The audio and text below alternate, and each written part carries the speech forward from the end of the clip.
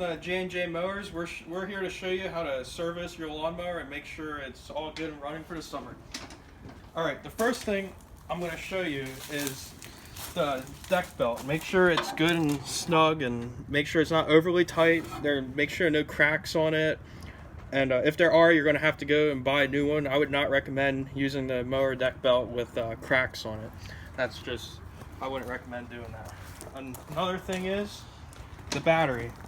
You're going to want to charge the battery over the winter whenever you store it, and take it out and make sure it's make sure you don't you don't want to jump it too many times, and make sure the bolts on it are connected tight. If they're not, then it probably won't start. Next thing is a fuel filter here. Make sure the fuel filter is good and clean. If it's dirty, you're going to have problems. You get dirt sucked up through. And if it's dirty, they're not very expensive at all. You might get one for about $9–10, and they're very easy to fix. Just pinch these two things here, pull it apart, and then put the new one on. As you can see here, the oil was just recently changed. It was in March 26, 2018. A good way to remember that is obviously written on there. I would recommend writing it with some kind of Sharpie.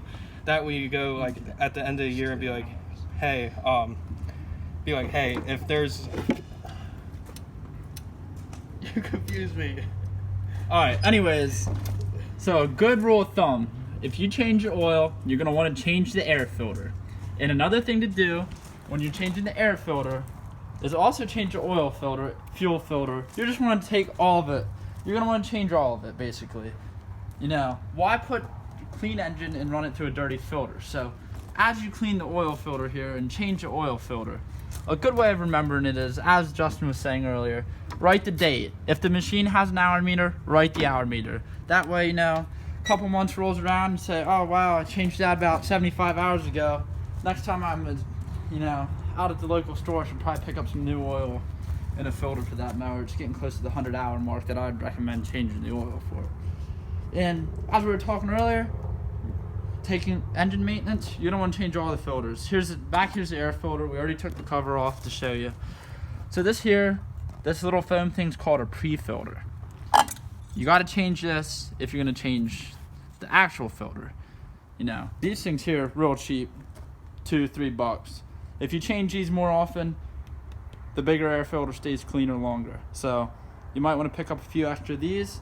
You know, in the long run, it'll save you a few bucks because you're not replacing a $20 air filter every year if you change this 4 or 5 times a year. So next, you know,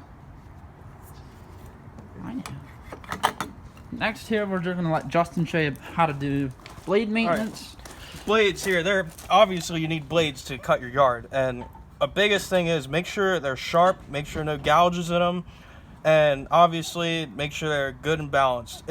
You can obviously get new blades, but I'd just recommend sharpening them for now.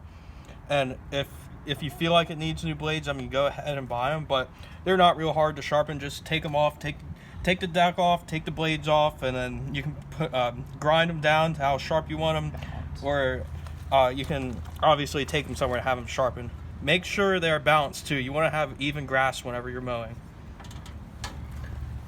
And with the hydros here, if you have a bad hydro, the best recommendation is you have to take it to a shop and get it serviced, because hydros, they're not very easy to do. Alright, we're going to go to the tires here. Make sure the rear tires are about, I'd say, 13 PSI. You see there are no dry rot on here. If your tires are dry rotted, best bet is going to be to get some new ones. Tires are not very expensive. You get them at your local